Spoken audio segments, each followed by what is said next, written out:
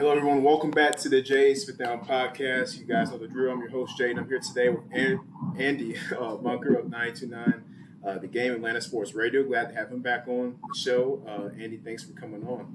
Yeah, thanks for having me again, man. Good to see you. Yeah, you too, man. Big news, man. Georgia football, they land Dylan Raiola, number one quarterback in the class of 2024. I just want to hear your thoughts on that, man, and did Georgia get themselves a real good one here? Yeah, it's a huge deal. I guess we'll see what it looks like when he plays for sure. But everything you hear from people that have seen him and people that cover recruiting and kind of know about that kind of stuff say he's the real deal.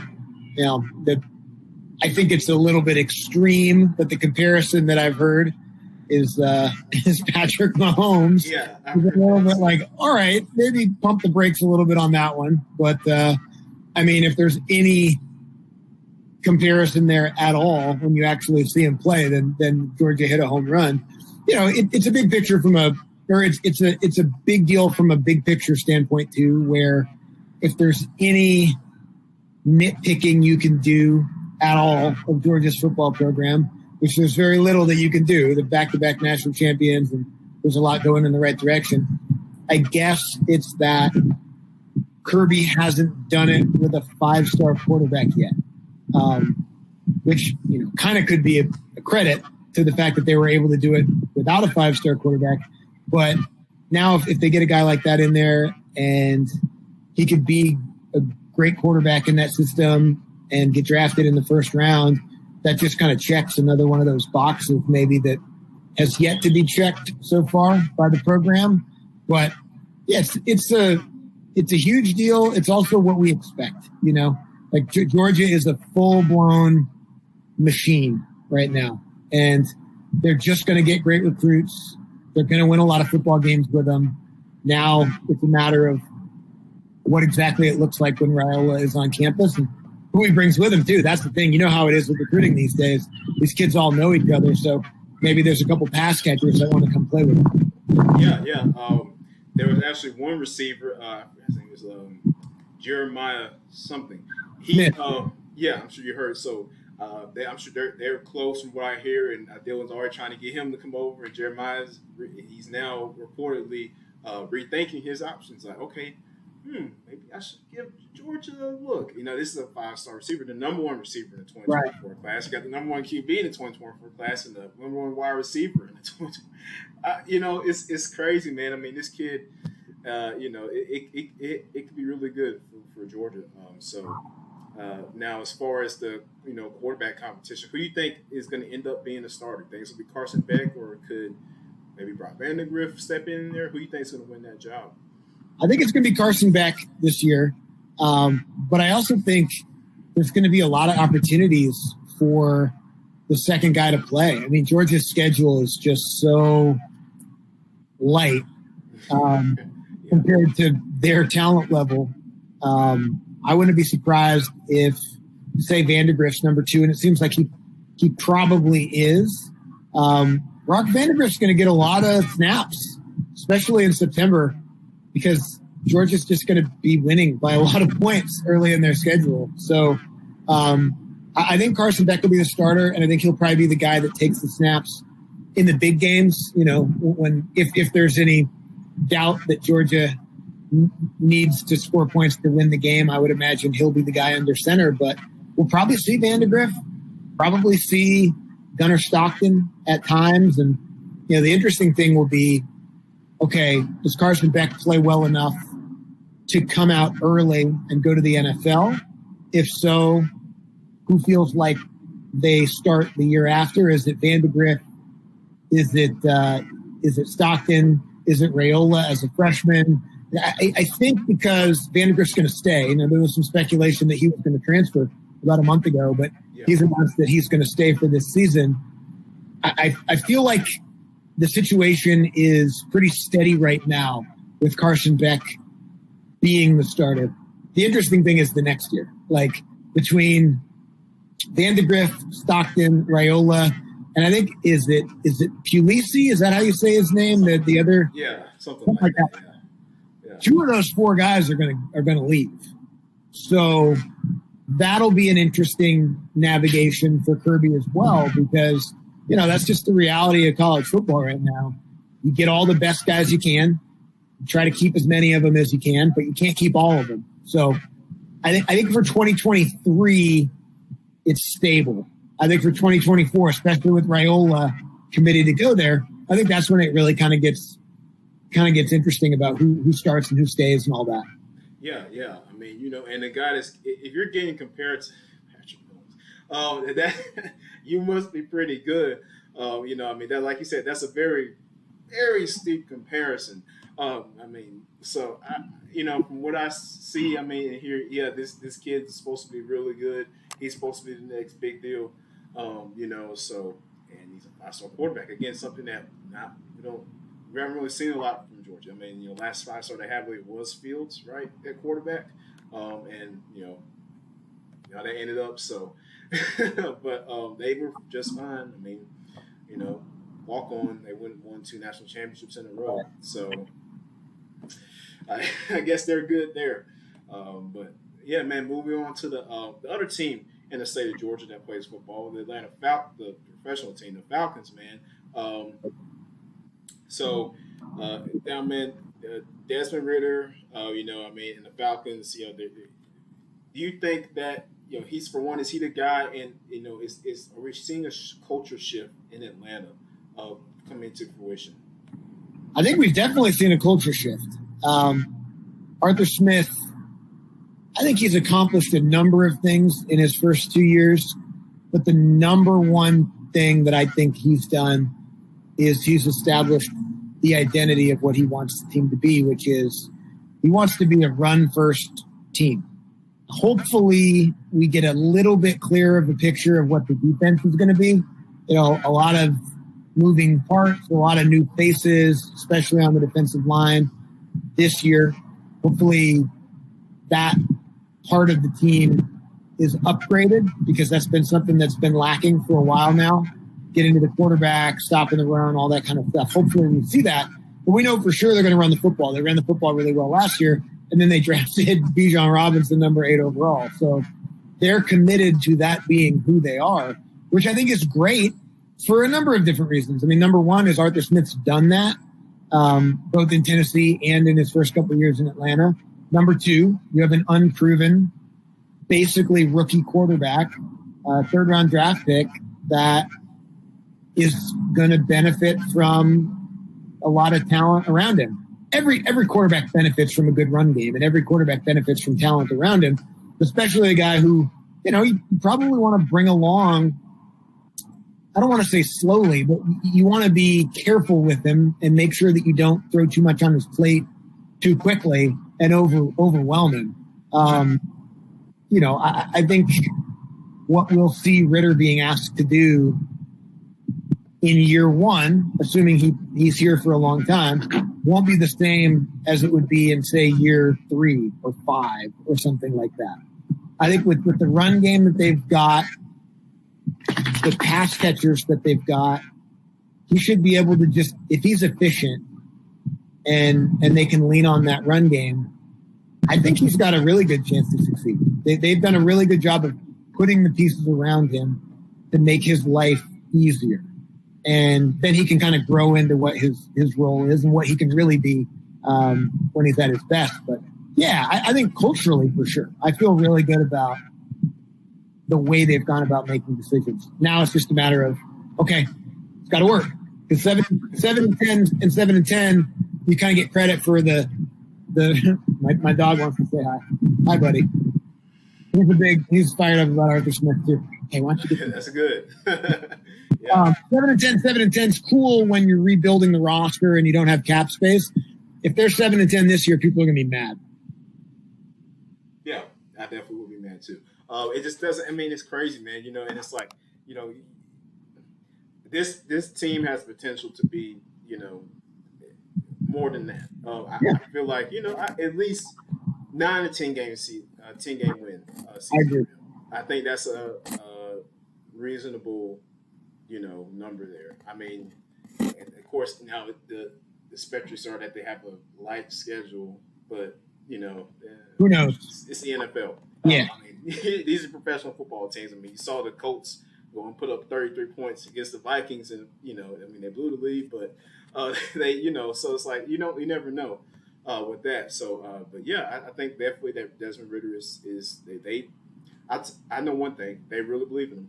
They believe in him because I mean, I feel like if not, they probably would have took a quarterback this year, but they didn't. So speaking of the draft, now they get Bijan at 8. Were you happy with that pick?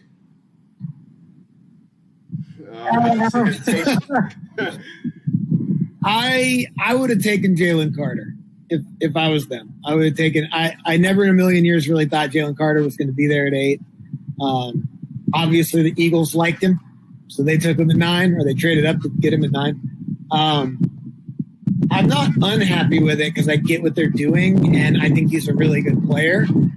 I just felt like for what the Falcons needed, they probably needed either defensive line or offensive line help more than they needed a running back.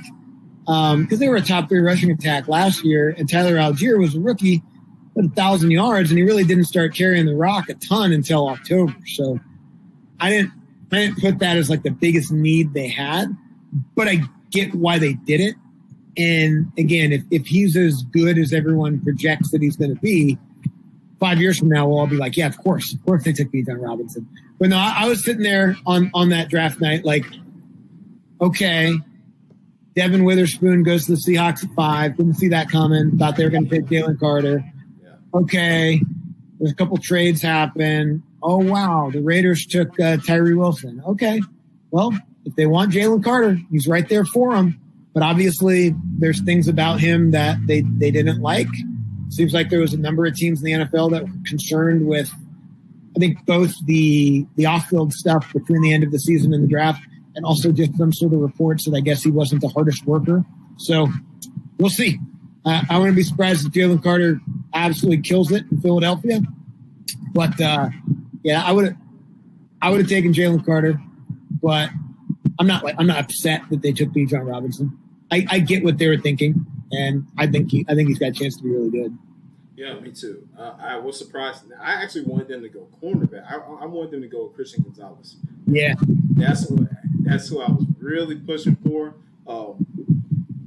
But I get it. Again, Bijan, he's when you got that player available, that's why you just can't pass him on it. He's talented, so we'll see how that turns out. I mean, but at the same time, you could have went secondary or defensive line there, but they addressed the secondary big in free agency, of course, bringing Jeff Okudah,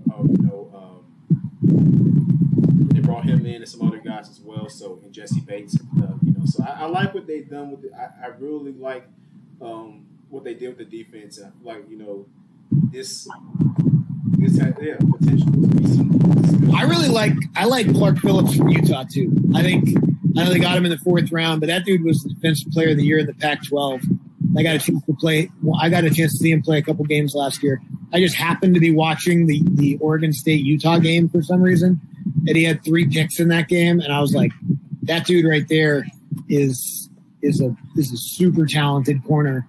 And so for them to get him in the 4th round, and like you said, with some of the other moves they made, he doesn't have to start week 1 now. He might very well be their nickel. And I like that they would ask him to play that position too, not play on the outside. So that's kind of a sneaky one to me. Like the Bijan pick, I get it. I think we're all optimistic that works out. Bergeron, the offensive lineman from Syracuse, they traded up to get that dude and took a guard at 38. Like they think he's a guy. So I hope they're right about that.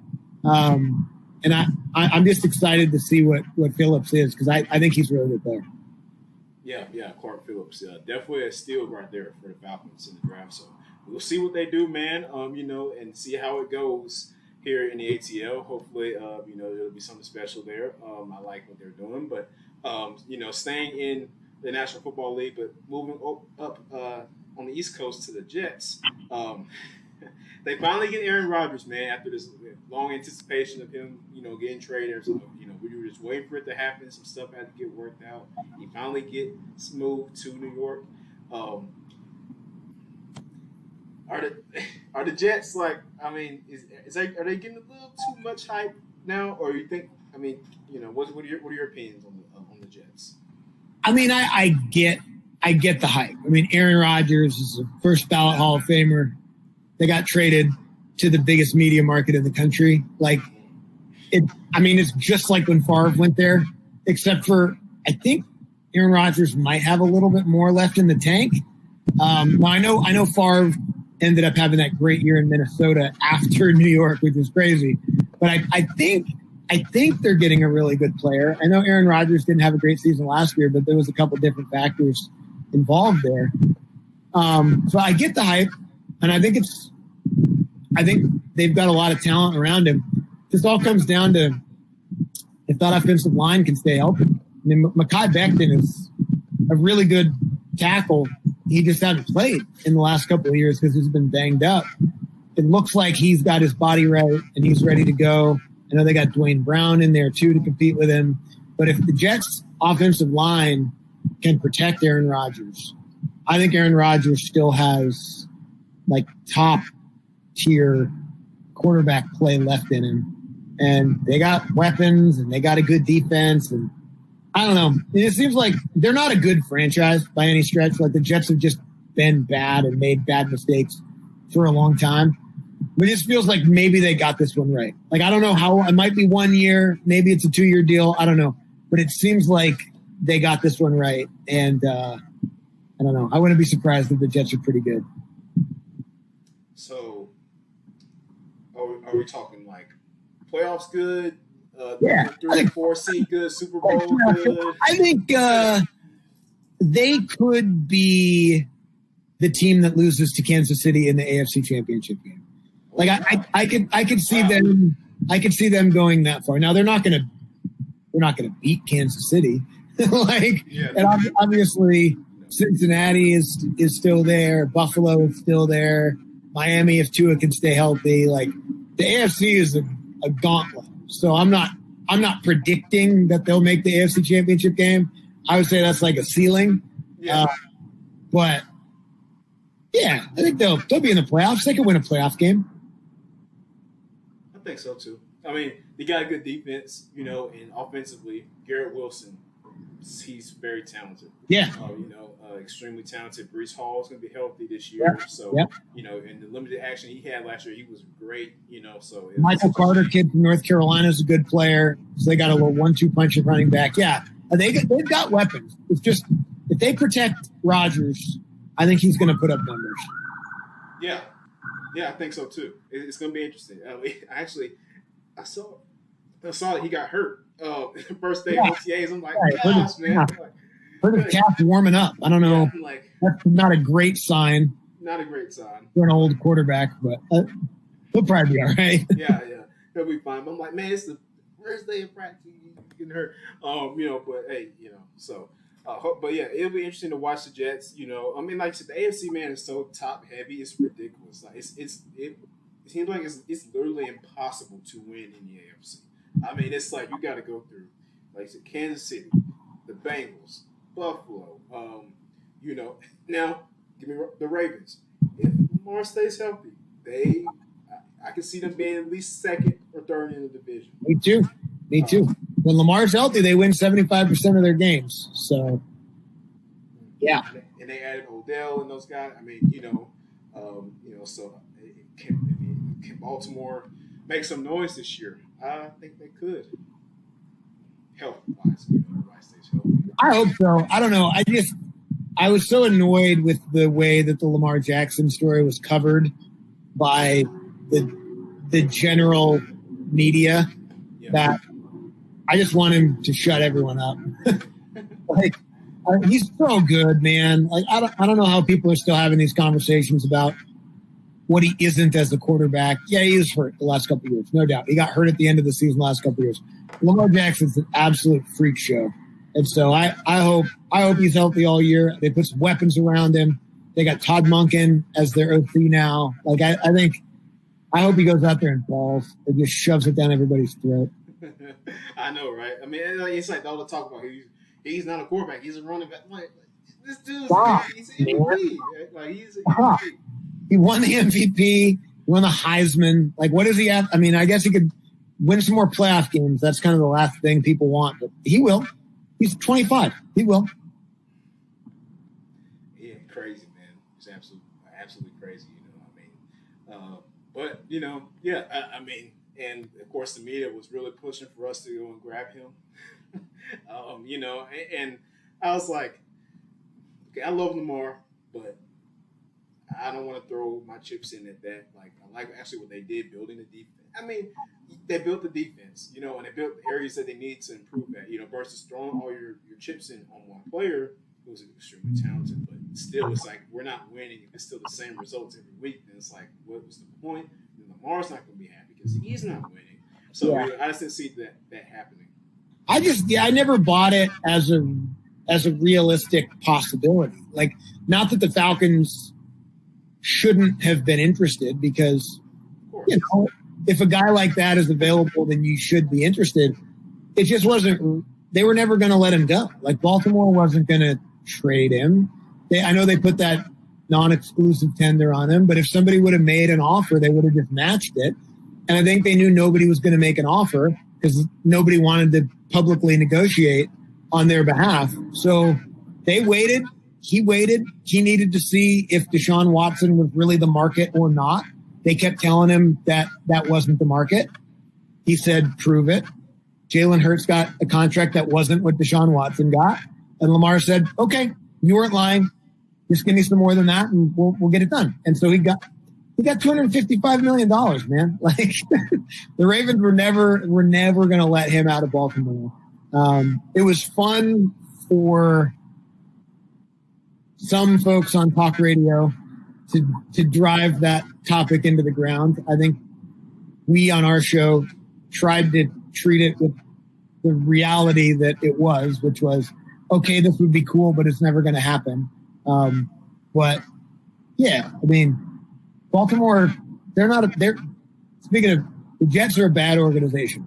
Baltimore's a good organization. They make good decisions. They were never going to let Lamar Jackson leave town. Yeah, I couldn't see it happening at all. I mean, you don't let an MVP like that walk out the building. 25 years old. 25 years old. 25. No. No. I know if the roles were flipped and that was like our team, we had good and well, we wouldn't let him go out the building. We're going to make that work. So, but like I said, so it's crazy, man. But like I said, he got the deal done. So I'm interested to see what happens there in Baltimore. The NFL also made a proposal and it got approved. I'm sure you heard about the special teams, approved now. So now I believe it's if it's a fair catch inside the 20 or touchback, it's now automatically brought back to the 25-yard line. So they're trying to limit the kick return, injuries and stuff like that. What are your thoughts on that, man? I get it. I hate it. But I get it. Like they have an obligation to limit the dangerous plays that they can limit, I guess. Like, if they're really setting out to try to make football safe, which again you can't really do, but you can try to make it safer, then I guess you can eliminate some of these plays that are rare and have kind of been moved away from because of rules over the last handful of years anyway. But it's also really exciting. Like, when you have a player who's legitimately a great kick returner, for instance, Cordero Patterson, like that's a must-watch situation. And that's going to go away. This is just one step closer to every drive just starting at the 25. So I don't know if they ever end up doing that officially, but it kind of seems like that's the direction that they're headed. It's probably good for Cordero. He broke the record last year, right? Like, no one's ever going to be able to break his record. I mean, yeah. Kickoff returns, no one's ever going to do that again because no one even returns it anymore. So I get it. I mean, I also think it's hypocritical them doing that, but then also flexing teams into Thursday night with limited heads up, expanding the season to 18 games. Like, they care about player safety when it's a public relations move. They don't care about player safety if it means they can make them more money, like having more games. So, we know what the deal is with the NFL. They're trying to make money, and they're trying to make it look like they care about player safety. So, I get why they did it. I just don't like it. Yeah, me neither. It's football, man. You can't. Football. There's so much you can do football is a contact sport. It's a physical sport. It's violent. That's what makes it fun. I played football from 4 years old all the way up till my senior year of high school. Like, I love football. It's fun and it's awesome because you get to go hit people without punishment. So it's like, but they're trying to make it like soft. You can't do that. So, but yeah, man, crazy times, man. So they might just end up taking it out altogether. Like, we might just not have any special. I think they will. It seems like we're probably, because they moved the kickoff up, and then you couldn't run on kickoff team. They took away the wedge years ago.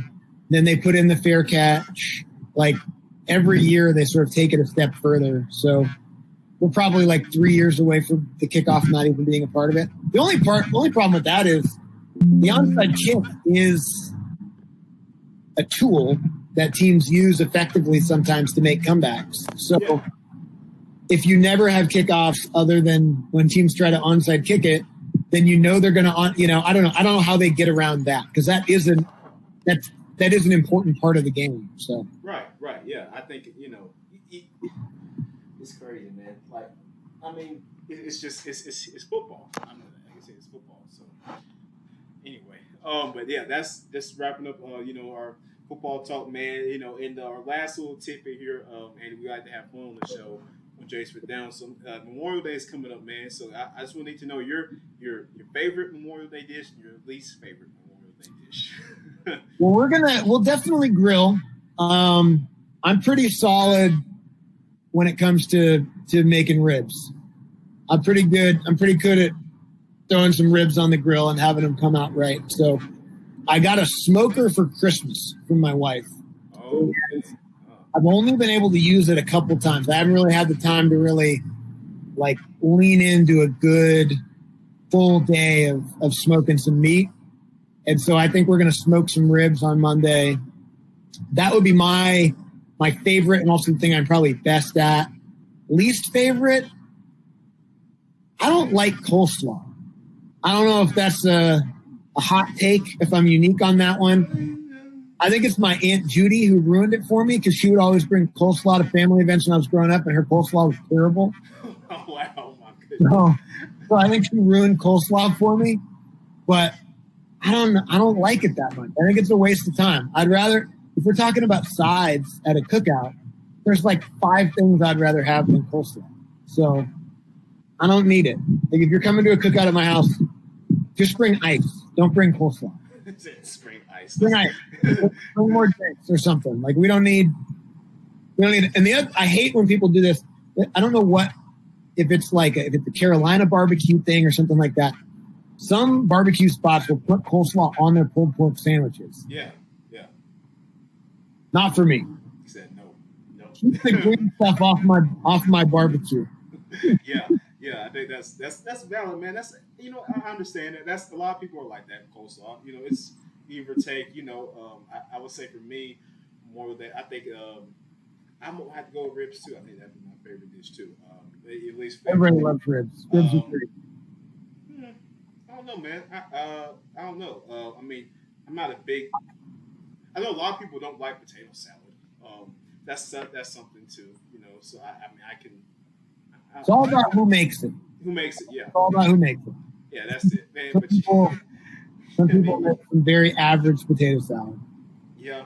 So we'll see. But I'm gonna check with you on Monday to see how those ribs turned out, man. Yeah, I'll let you know. Okay. But thank you, Andy, so much for coming on the show today, man. Glad having your input there. You guys can check out Andy's thoughts and everything on 929 The Game on the Midday Show with Andy and Randy. They do a great job on there. Listen to all the time. Fun stuff they do. So make sure you guys check them out there and check us out here on YouTube at Jay's Put Down. Thank you, Andy, for coming on. We will talk to you again soon, my friend. Thank you so much for having me anytime. Of course, man. Have a good one.